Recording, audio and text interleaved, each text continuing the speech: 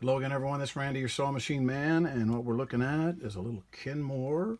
It's a 385 series. Not a bad little machine. It's a economical little machine, and if it's serviced and ready to go, it's not bad. This one came in, wouldn't feed, wouldn't reverse, patterns wouldn't work. They've been sitting for a long time, and here's what we started out with.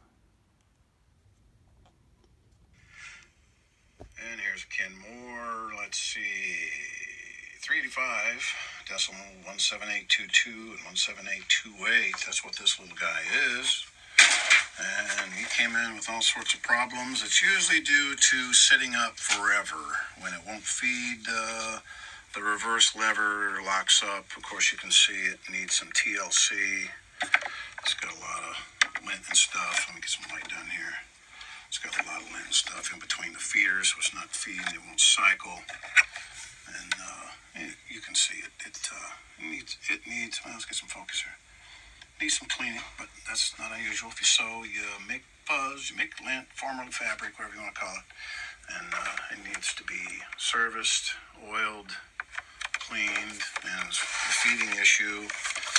And that's generally what's going on right here. And I did a video on that before about taking this apart. You take this E-clip off very carefully. When I say very carefully, I mean without launching it across the room, because they're hard to find once you launch them. Ask me how I know that, but I have a drawer full of them now.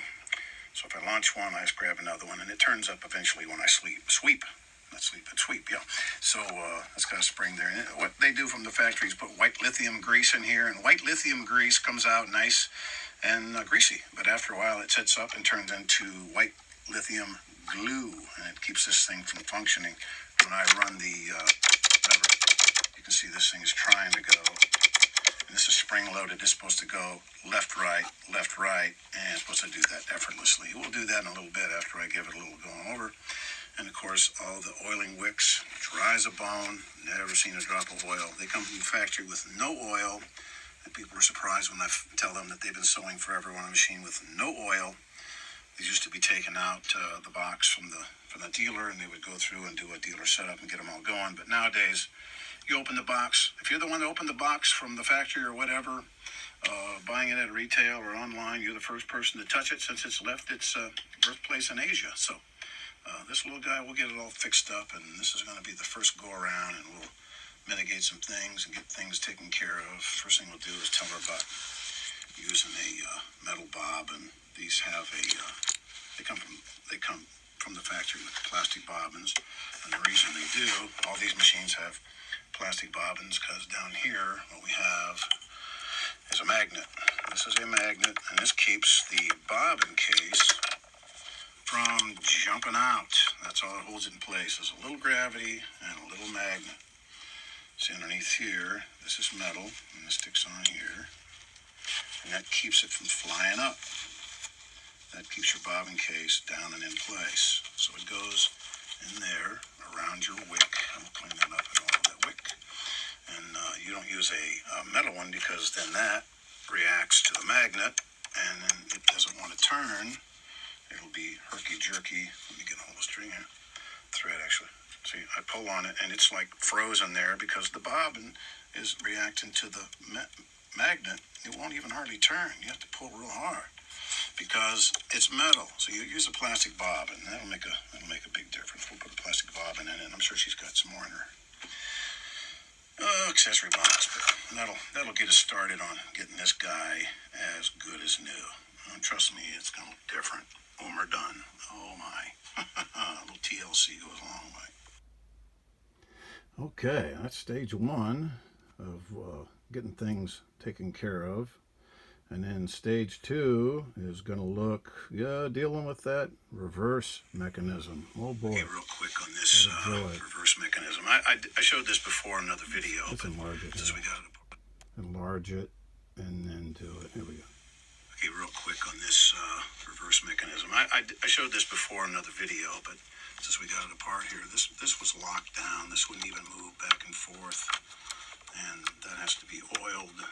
That should move just with very little resistance and ever. Just a tiny little spring, actually, that actuates it. This is not a heavy spring. Get it to the camera there. This is a small spring that actuates it. So it doesn't take much to move it back and forth, but if it's locked down with no oil, it will not move.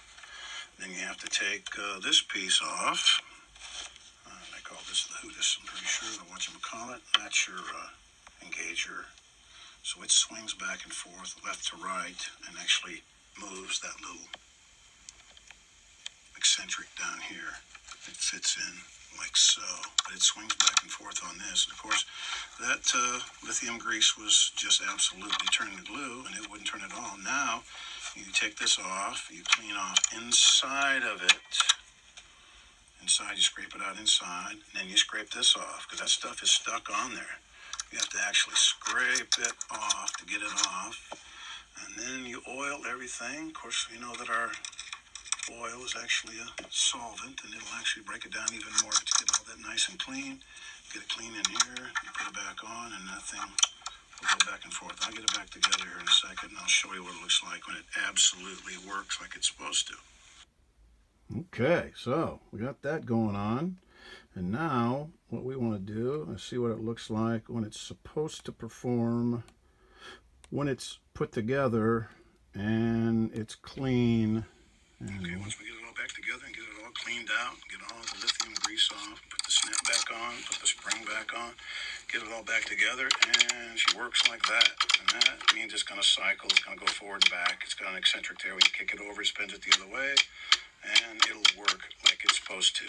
It's not real complicated. It's kind of an ingenious little deal, but this has to be lubricated. It can't have the lithium grease that turns to glue. You take it apart, clean it, put it back together, and you get it works. Excellent.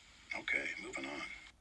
Yeah, I think we got one more to look at here if I haven't miscalculated, and this is the old payoff. Here we go. Okay, last but not least, we got it all back together and got the reverse working, cleaned and oiled everything in here, cleaned it up real nice. Turns out to be a real nice little machine. It's a popular platform. It's the analog version. I showed the other one that has this missing, and this actually has an adjustable pressure, which is nice. And the more pressure you put on here, the less apt it is to feed properly. Sometimes you have to find a happy medium in there. And of course, I wound a plastic bobbin, put it back in the machine, and now and she backs up. And after you do this, you have to cycle a lot of times to get it going, wear off all the stuff that's on the shaft there, and get everything kind of paired back up to make sure that it's going to keep working. But if you take this machine and set it in a closet for 6 months, a year, 2 years, you might have to put some oil back on there to get back running again. But this little guy is going to be okay, and he's going to be back in business and get delivered back this afternoon, and this lady can get back to sewing. And let me repeat that. I always say a sewing machine is going to like being sewed on every day, as opposed to set in the closet and sewed on once every now and then, because things, all the actions in here, it's not like a Swiss watch, but everything has little springs back and forth, and everything works kind of mildly and effortlessly without a whole lot of brute strength. It's you got to use these guys. You use them and use them and use them, and they'll be there for you. You set them in a closet, or put them on a shelf, or put them in the garage or the storage bin, and keep them a couple years later. You'll come back. They have to be serviced again, and that's just the way it is. Nice little machine, this little Kenmore. And I'll get it back this lady this afternoon, and she'll be back in business. Thanks.